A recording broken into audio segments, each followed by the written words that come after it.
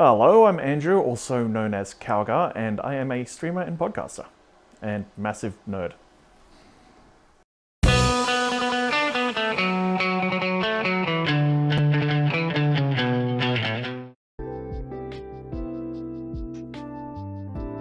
Well, for the username, once upon a time, many years ago, I was playing World of Warcraft. I'd used my old username, which I'm not going to go into because it's, teenage cringe stuff.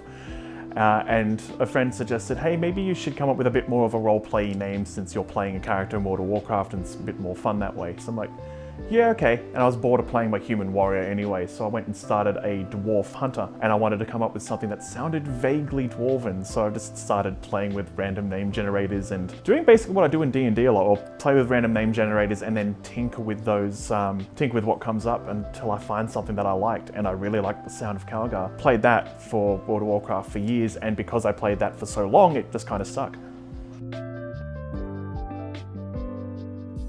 So I've been streaming on my current channel for about 2 years, but I did another year before that, and the story gets a little bit convoluted. So 4 years ago, I started a podcast with my friends, and it's called The Inconsolables. Fast forward a few years, and we decided to try out some Twitch as a group. So we started up the Inconsolables Twitch channel, where we would do 1 or 2 streams each during each week. And after a while, we kind of realized it wasn't that. It was an interesting arrangement. It was kind of fun for variety, but it didn't really work because differences between people's availabilities and people's internet connections, being able to run it and all that kind of stuff. So I decided to strike off on my own as far as Twitch was concerned, and so my own Kalgar Twitch channel was born from there. Since then, everyone in the Inconsolables has started their own Twitch channel and been working on that one, so it kind of came full circle at that point. But yeah, that's kind of how I started doing my solo career, I guess. It's one way to put it. It's interesting. I really love being a streamer because, I get to do stuff I would kind of already be doing anyway, right? Is that I'll already be playing games most evenings. Maybe not necessarily talking shit while I'm playing those games if I'm playing something solo, but now I get that interaction and I get to make so many new friends. Just people stopping by and making comments, and sometimes we spiral into weird and wonderful conversations as well, particularly in my sphere of sort of semi-newish, smaller streamer. You can kind of actually connect with some people and have these crazy conversations and even start up your own little, almost within channel memes to a degree. There's jokes that we've been running into the ground, like how much I am not a fan of Zelda Breath of the Wild. Don't hurt me, I didn't enjoy it, legit. But also things like, for example, I put up a video command of Jim Sterling pouring orange juice on his head. This is a Dark Souls joke reference.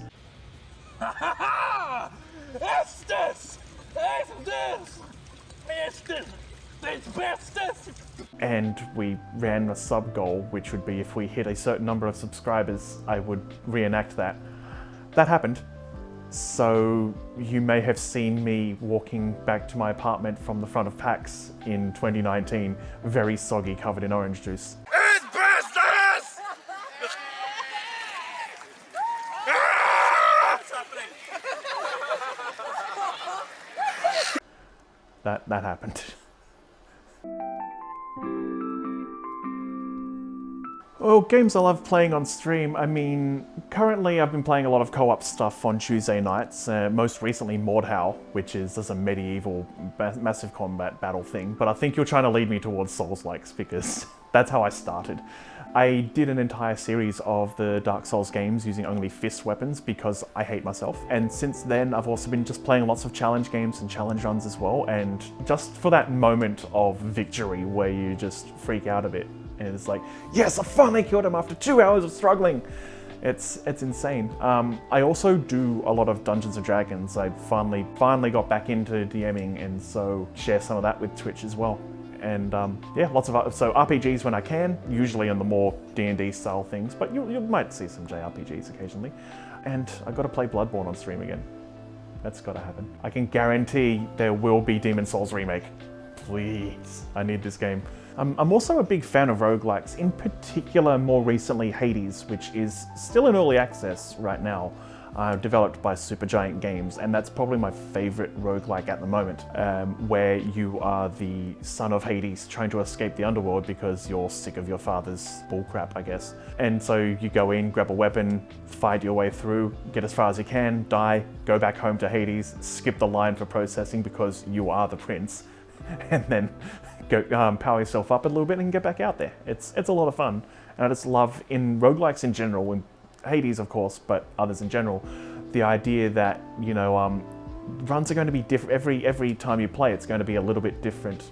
You need to learn to adapt, you need to learn to work with what you actually pick up rather than just picking one strategy that works 100% of the time. RNG is a big thing. Other ones I quite like would be Dead Cells. Dead Cells is a big one, and Binding of Isaac, of course, which is one that I think most people are familiar with. Yeah, there's a few things that have happened. I mean, for starters, I mean, you do get the occasional trolls and bots stopping by, and I mean, I've been pretty lucky with trolls. I've somehow managed to dodge most of them. And like bots that try to advertise and stuff, I mean, my amazing mod Magic Man's usually like on top of banning that like quickly, and if he's not around, I'll swing the ban hammer indiscriminately.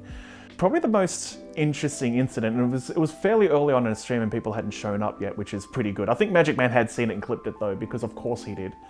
But I was playing Monster Hunter World, and the thing is, depending on the game I'm playing, I've got to change a few tech things. If I'm doing Dungeons and Dragons, I change my audio settings so that people can hear my other players. If I was playing something on console, I've got to change things like the delays so that my capture cards, everything is synced up properly, all that kind of stuff. And so I was doing a Monster Hunter World stream. I had whatever my prior game was on a console. It might have been Untitled Goose Game, but I can't quite remember. So I still had the capture card plugged in, and I noticed that like one of my sound things wasn't playing quite properly in stream. I'd already gone live by this point, but I'd only been on for like maybe 5 minutes.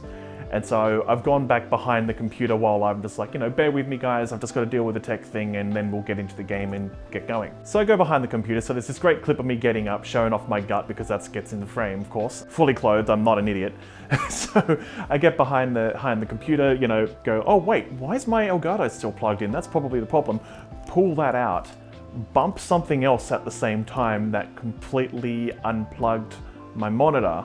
And so the entire screen's gone black, and I've just got, so there's this clip of me just going there, oh, that can bugger off. And then the entire screen goes black and you just hear, what? And then the clip ends. So I've just gone back in and just gone, oh wow, everything's turned off. Fix. So it's just a live tech disaster.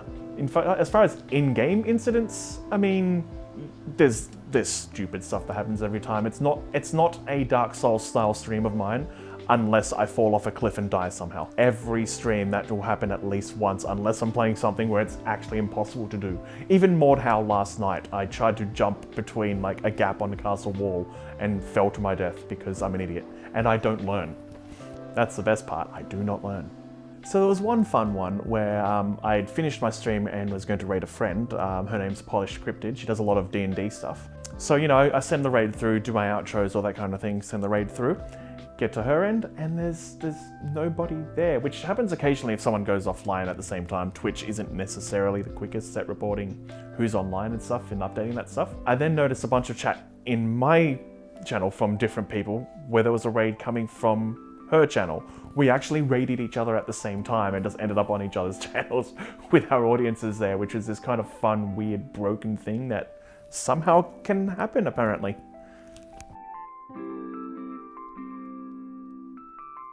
Yeah, sure. I've a big inspiration to Critical Role, of course. That got me back into D&D, though I mean, everyone knows who they are, so there's that, of course. As for, you know, people may not have heard of, Letofski plays a lot of Souls. He's been playing Deadly Premonition 2 lately as well. He's hilarious, like absolutely give him a look. Take a look at KawaiiKula as well. She's a lot of fun. She's just come back from a hiatus. Beyond that, you could also look at MrsLlante, MidnightVictoria, DesTTV, and all of them have been inspirations to my streams. Well, for starters, just get into it, give it a go. Even if you don't have the best gear on the planet, you've got to get used to talking and being in front of it. Even if you don't have a camera, like that does help, but not having one isn't an excuse to not do it, really. A couple of other quick things. Try to have decent audio if you can. A lot of times you'll find people are turned off by crackly audio or it not being... You don't have to be an audio engineer, but just make sure that the levels are at decent things so people can actually hear you over your game. If you want people to be able to hear the game as well, make sure that is below your voice. Otherwise, like, yeah, if you're getting drowned out, yeah. If you're playing multiplayer, again, make sure that if you're playing with friends on multiplayer, that's all well and good. Make sure people can hear them, but also make sure that your friends are aware that you're streaming and that they're not going to do anything contentious. And another one is keep the viewer count off. That way, if your numbers aren't great, which your first few streams are always going to be kind of not great. That's just how you start learning. You start doing it, pay attention to what you're doing, see what you're doing right, see what you're doing wrong, learn from that stuff. And everyone has their own style, so it might take a while for you to find what works for you and what makes you different to other people.